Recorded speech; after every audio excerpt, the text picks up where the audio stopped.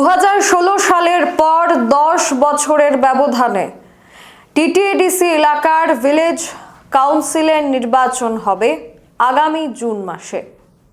আপনারা ইতিমধ্যেই জানেন, সুপ্রিম কোর্ট পর্যন্ত পৌঁছেছিল এই টিটিএডিসির ভিলেজ কাউন্সিলের নির্বাচন না হওয়ার বিষয়টা। পিটিশনের পর পিটিশন জারি করেছিল তিপ্রামথা। অবশেষে ফেসবুকের মাধ্যমে, নিজের সামাজিক মাধ্যমে প্রদ্যুৎ কিশোর দেববর্মন জানান, আগামী জুন মাসে হবে এডিসিতে ভিলেজ কাউন্সিলের নির্বাচন। অর্থাৎ আসন্ন টিটিএডিসির সাধারণ নির্বাচনের পরপরই আরও একবার দরজায় করা নাড়ছে নির্বাচন। প্রায় 621টি, যেখানে নতুন বেশ কিছু ভিলেজ কমিটি নিয়ে এই নির্বাচন অনুষ্ঠিত হওয়ার কথা।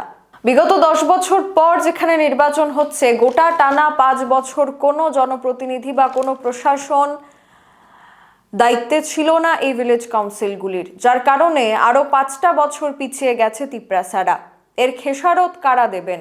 তাহলে কি তিপ্রাসাদের জন্য এই নির্বাচনের আগে বড় কোনো ঘোষণা করতে হবে সরকারকে? সেটাই দেখার। এখনকার মতো সংবাদ এখানেই শেষ করছি। পরবর্তী আপডেটস দেখতে চোখ রাখুন সোশ্যাল বাংলার পর্দায়। নমস্কার।